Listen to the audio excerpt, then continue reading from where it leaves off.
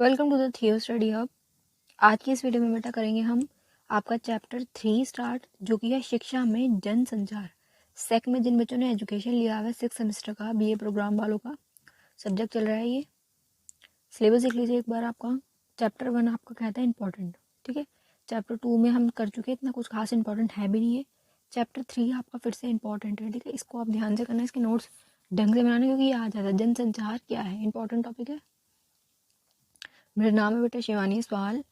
ये मेरी इंस्टा की आईडी है और ये मेरी टेलीग्राम चैनल आईडी है।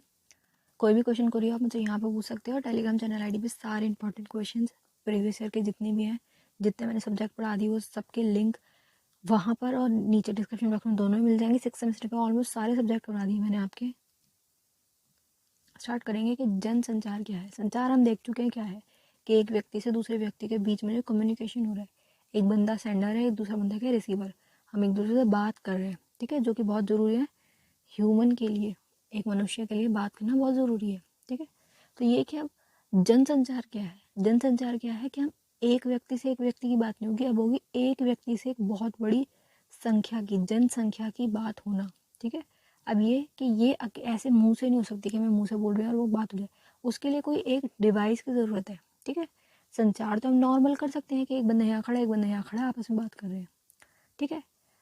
जनसंचार के लिए क्या है, कोई माध्यम जरूरी है, तब हो सकता है जनसंचार। जैसे क्या, समाचार पत्र, क्या आपने अपनी बात प्रिंट करवा दी, छपवा दिया आपने अपनी बात, ठीक है। अब क्या है, आपकी ये बात बहुत बड़े समूह तक पहुंच जाएगी, सब लोग न्यूज़पेपर पढ़ लेंगे, ठीक है। समाचार सोशल मीडिया के द्वारा, ठीक है, किसी एक माध्यम के द्वारा आपको कोई एक मीडियम चाहिए होगा उसके लिए, ताकि आप उससे अपनी पूरी बात को बहुत बड़े तक ले जाए, जिसमें रेडियो, टीवी, ठीक है, ये सारी चीज़ें, सोशल मीडिया वगैरह, समाचार पत्र वगैरह, बुक्स हो गई, पत्रिकाएं हो गई, कि आपने बुक छपवा दी, वो उसको बंटवा दी, बहुत बड़े लोगों तक वो पहुंच गया, बड़े संख्या में लोगों तक पहुंच गया। तो यही कह रहे हैं कि जनसंचार प्रत्यक्ष संवाद के बजाय किसी तकनीकी या यांत्रिक माध्यम से, फेस टू फेस नहीं होगा, डायरेक्ट नहीं होगा, किसी तकनीकी माध्यम से या यांत्रिक माध्यम से द्वारा समाज के एक विशाल वर्ग, बड़े वर्ग तक से संवाद कायम करने को जनसंचार कहते हैं, ठीक है। ये क्या हो गया, एक मीडियम। इसका उदाहरण ये हमारा भी है कि हम कैसे पढ़ रहे हैं। मैं अकेली पढ़ा रही हूँ, मैं कौन हो गई, सेंडर्स, और रिसीवर अब देखो बहुत सारे बच्चे बैठे हुए हैं। तो ये इतने सारे बच्चों से, जिनको मैं जानती भी नहीं हूँ, हर अलग अलग एरिया के लोग हो सकते हैं, लड़कियां भी हैं, लड़के भी हैं, अलग अलग जगहों पे बैठ के बच्चे मेरी बात सुन रहे हैं। कैसे सुन पा रहे हैं, एक मीडियम से। किस मीडियम से, ये जो बोर्ड है इसके माध्यम से, बिना इसके मैं नहीं पढ़ा पाती आपको, है ना। तो ये क्या है, इसमें एक तकनीक आ गई, टेक्नोलॉजी आ गई, यांत्रिक माध्यम से। ये क्या हो गया, माध्यम हो गया। ये सारे जो डिवाइस रखे हुए हैं, माइक हो गई, ये डिजिटल पेन हो गया, ये सारी चीज़ें जो है ना, ये सब क्या है, तकनीकी। जो जो चीज़ें इस काम में उपयोग हो रही है ना, वाईफाई हो गया हमारा, ये सब चीज़ें क्या है, तकनीकी। इनके माध्यम से मैं अब कर पा रही हूँ जनसंचार। मान लो मैं पढ़ा रही होती, एक बच्चा बैठा होता है, मैं पढ़ा रही होती फेस टू फेस, तो क्या होता संचार। जनसंचार में क्या हो रहा है, मैं पढ़ा रही हूँ, बहुत सारे बच्चे पढ़ रहे हैं। किसके माध्यम से, डिवाइस के माध्यम से। आप लोगों के हाथ में डिवाइस है, मैं जिस माध्यम से पढ़ा हूँ, ये सारे जितनी भी चीज़ें मेरे आसपास रखी है, सब डिवाइस है, ठीक है। वाईफाई भी इसमें इंक्लूड होगा। नेक्स्ट है बेटा आपका पुस्तकों की भूमिका। जनसंचार में पुस्तकों की भी बहुत बड़ी भूमिकाएं हैं, ठीक है। आपकी बात है, आपने लिख के छपा दी, वो आने वाले 100 सालों तक रखी रहेगी। उससे क्या होगा, आपका जनसंचार होगा, सबको ये वाली बात पता चल जाएगी, एक व्यक्ति की बात बहुत बड़े तबके तक पहुंच जाएगी। इसी को कहा जाएगा जनसंचार। और ये सबसे पुराना माध्यम भी है जनसंचार का, ये पुराना माध्यम भी है, क्योंकि बुक्स ही अभी हुई है प्रिंट, कागज वागज बनने अब स्टार्ट हुई, लेकिन इससे भी पहले कि जब पेपर नहीं था, तब भी बातें लिख के बताई जाती थी। तब क्या होती थी, पेड़ की जो छाल होती है ना, पत्ते, जो पेड़ का जो तना होता है, उसको काट काट के उसके तने में से जो छाल निकाली जाती है, उस पर लिखा जाता है।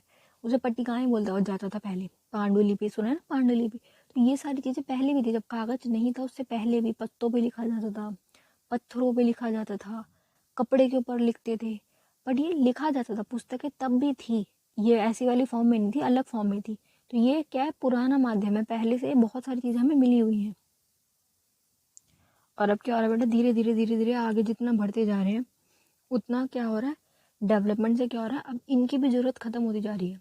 पहले कैसे थे, वो पांडुलिपि टाइप्स के, पेड़ की जो छाल होती है उस पर लिखा। पेपर्स का क्या हुआ, आविष्कार हुआ, ये वाली बुक्स आने लग गई। अब क्या नया टाइम पीरियड आ रहा है, अब आएंगी ई बुक्स। कि आपके पास एक टैबलेट है, उसमें इन्फिनिटी बुक्स रखी हुई है आपकी, आपको जो बुक पढ़नी है आप उसमें से पढ़ सकते हैं। पेपर बच गया, पेपर हो गया सेव। जैसे ई बुक्स, ऑडियो बुक्स की अब आपको पढ़ने की भी जरूरत नहीं है, आप हैंड फ्री लगा लीजिए, अपनी हेडफोन लगा लीजिए, उसके बाद जो बुक की समरी है ना पूरी वो सुनेंगे आप, बुक की एक एक लाइन वर्ड्स आप सुनेंगे। ऐसी बहुत सारी अलग अलग वेबसाइट्स आ रही हैं, बहुत अलग अलग ऐप्स आ रहे हैं जिसमें आपको बुक को खरीदने की जरूरत नहीं है, बुक आपकी उसमें आ जाएगी। आपको बस सब्सक्रिप्शन जो है वो सब्सक्राइब करना है, उसके बाद जितनी बुक आपको पढ़नी है उसमें आप पढ़ सकते हैं। तो ये कि पुस्तकों की बहुत बड़ी भूमिका है जनसंचार में। एक व्यक्ति ने बुक लिखी, उसकी बुक आराम से लाखों व्यक्तियों तक पहुंच जाती है, और ये क्या कहलाता है, जनसंचार। तो यही बोल रहे कि ऐतिहासिक रूप से जितने अधिक अधिक लोगों की किताबें पढ़ना सीखा, उतना ही लोगों ने सोचना और समझना भी महत्वपूर्ण बदलाव है। जितना हम पढ़ते हैं हमारी सोच बदलती है, जितनी बुक्स पढ़ोगे उतनी ज़्यादा आपकी सोच बढ़ती चली जाएगी। क्योंकि एक बात देखो, एक बुक लिखने में एक व्यक्ति को उसने अपने पूरे जीवन काल में जो जो चीज़ें सीखी वो सीख के इस बुक में लिख देगा। वो जब तक जिंदा रहा, 70 साल जिया, 80 साल जिया, जो भी उसके पूरे 80 साल के जीवन के अनुभव है वो इस किताब में लिख देगा। इस किताब को पढ़ने में हमें कितना समय लगेगा, मैक्स टू मैक्स 15 या 30 दिन। 15 से 30 दिन में हम इस व्यक्ति के 80 साल के अनुभव, इसने क्या क्या सीखा, इसने क्या क्या जो भी वो बताएगा वो हम 15-30 दिन में पढ़ सकते हैं। तो सोचो हमारी सोचने की क्षमता, हमारी वैल्यू, दिमाग पे जो हमारी एक डिसीजन मेकिंग पावर होती है, हमारी सोचने की जो क्षमता है वो कितनी बढ़ जाएगी सिर्फ एक बुक से। क्योंकि उस व्यक्ति ने अपने पूरे जीवन के अनुभव को 80 साल तक जो उसने सीखा, जो जो उसके साथ एक्सपेरिमेंट हुए जीवन में, उसने जो भी दिखा वो इस बुक में था और हमने 30 दिन में पढ़ ली। तो ये वाला पूरा ज्ञान 80 ईयर्स वाला हमारे पास आ जाएगा सिर्फ एक किताब पढ़ने से। इसलिए कि बुक्स की बहुत ज़्यादा वैल्यू होती है। जो लोग रीडिंग करते हैं उन्हें पता है कि बुक्स की कितनी अच्छी फीलिंग है, कि बुक पढ़ना कितना अच्छा लगता है।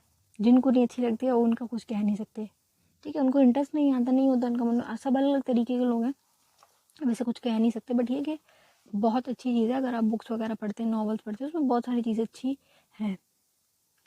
नेक्स्ट क्या बोल रहे हैं कि इससे आपके सोचने समझने की क्षमता बदल जाती है। इन परिवर्तनों से विज्ञान, लोकतंत्र और विचारों में विकास को प्रोत्साहन मिला है।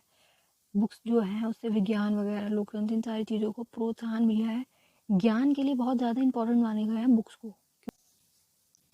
जितने भी देखो आप सारे बच्चे हो, आप पढ़ रहे हो ना, बुक से ही तो पढ़ रहे हो, किताबें पढ़ाई जा रही हैं आपको, आपकी क्या है, ज्ञान बढ़ता जा रहा है। एक वो बच्चा जो गांव में बैठा है जिसने कुछ नहीं पढ़ा उसमें, और आप लोगों में जो आप पढ़ रहे हो यहाँ पे दिल्ली यूनिवर्सिटी वगैरह में आके, ये जो एरिया है आप में, उनमें उनकी समझ में कितना डिफरेंस आ जाता है ना।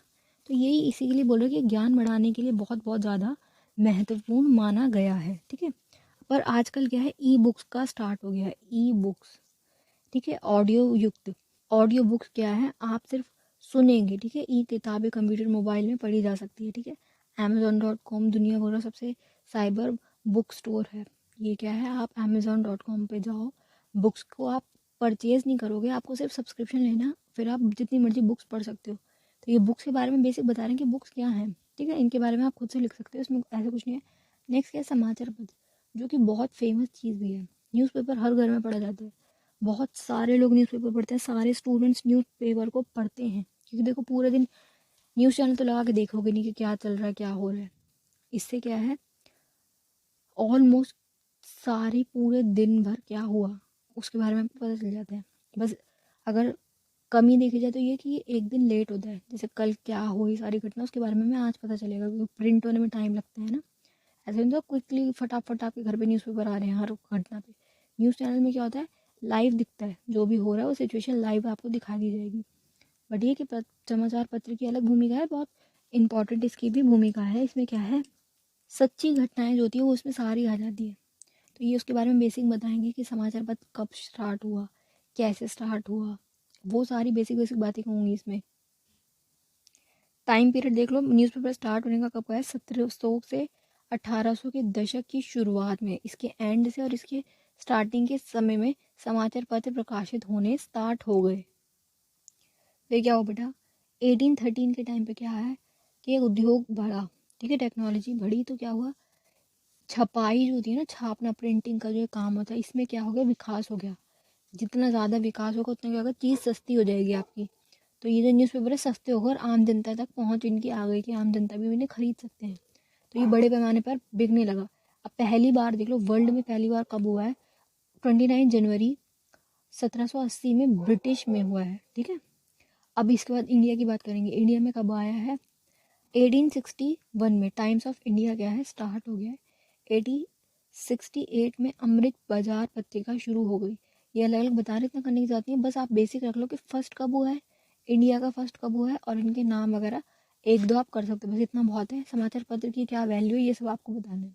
पत्रिकाएं क्या होती है? ऐसे बेटा मैगजीन्स, जिससे आपको क्या है इन्फॉर्मेशन मिल जाती है, क्या होता है जनसंचार हो जाता है।